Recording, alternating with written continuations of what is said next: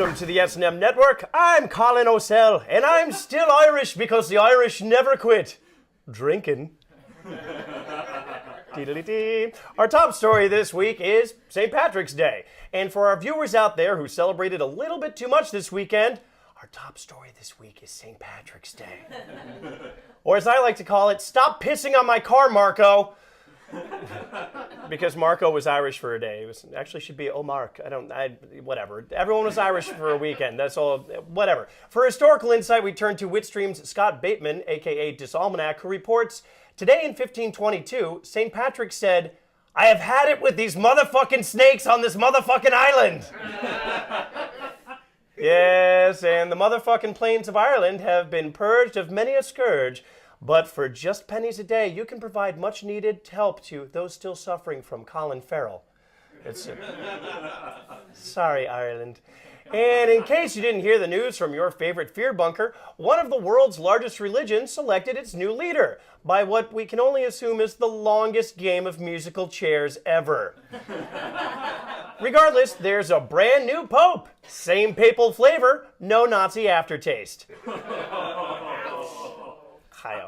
As for the new pope's name, we turn to Chase Mitchell, who religiously observed, "Francis sounds like a name that should automatically be followed by, 'You get down here this instant!' Francis! Damn you." Just remember, our last three popes were named after two of the Beatles and a brunch staple. Yeah, you just think about that. You know what? Now I want to listen to Sgt. Pepper's and eat some bacon. Lent is over, right? Isn't it? No? They don't feed me here. Someone please feed me. Moving on to politics, as CPAC, which stands for the Cerebral Palsy Advocacy Club, is that right? I don't follow the news. Kicked off this week with an array of speeches and activities that surely would have given Reagan a most glorious chub. Oh, would you look at who's stirring about again. For an inside look at fortune and blame, we turn to field reporter Ghost Panther, who posted, "Here at the CPAC softball game, they deregulated the game, so it's just dudes running around with bats hitting women."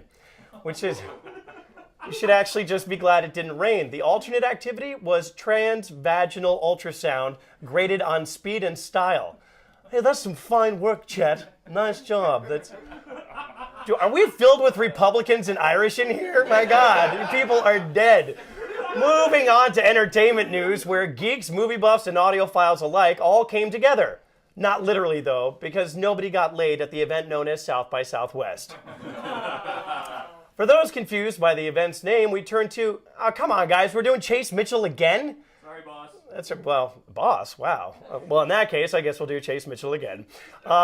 He notes, South by Southwest is also Lena Dunham's nicknames for her boobs. I actually could have sworn they were called, "You get down here this instant!" Because here's a fun fact. The technical term for that condition is lazy boob. It's called lazy boob. Lazy boob. We all learned something today. See, we've got that going for us. Jesus, like pulling teeth out of you people. In other news, the TSA announced more lenient rules about what will be allowed on airplanes. They will be keeping the free gropings, though, so there's that. You got that to look forward to. Lazy boob. Twitter's Kawasaki Jones adds this observation. The TSA says knives and bats are now okay aboard planes. Good, because a 747 is a great place to rehearse West Side Story. Maria, I just stabbed a stewardess named Maria. At first I swung a bat, but she had none of that with me.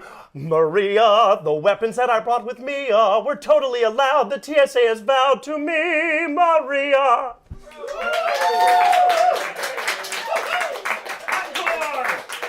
There will be no encores to that. It took singing a shitty parody to get you guys riled up. That's awesome. Well, now a little less bravado. It's time for our SNM Post of the Week. 2 applauses in a row. This one comes to us from Nick Creelman, who posted, "Based on the way this guy stopped breathing, there is a wrong way to eat a Reese's." To be fair, he was only eating that way to get a Klondike bar. Hey guy, what would you do for a Klondike bar? Would you rape a squirrel? Would you drop kick a baby? Would you rub one out to an episode of Girls? Oh, okay, you'd rather eat a Reese's the wrong way. I understand. Lena Dunham lazy boob joke. I think that's a perfect note to wrap this thing up. So that's going to do it for this week's SNM Network broadcast. Tune in next week to see if we can offend the hell out of you or to see if you're one of our reporters. And to contribute, just follow us on Twitter and Facebook and subscribe to us on YouTube. For all of us at the SNM Network, I'm Lena Dunham's Boobs reminding you to watch what you say because we're lazy.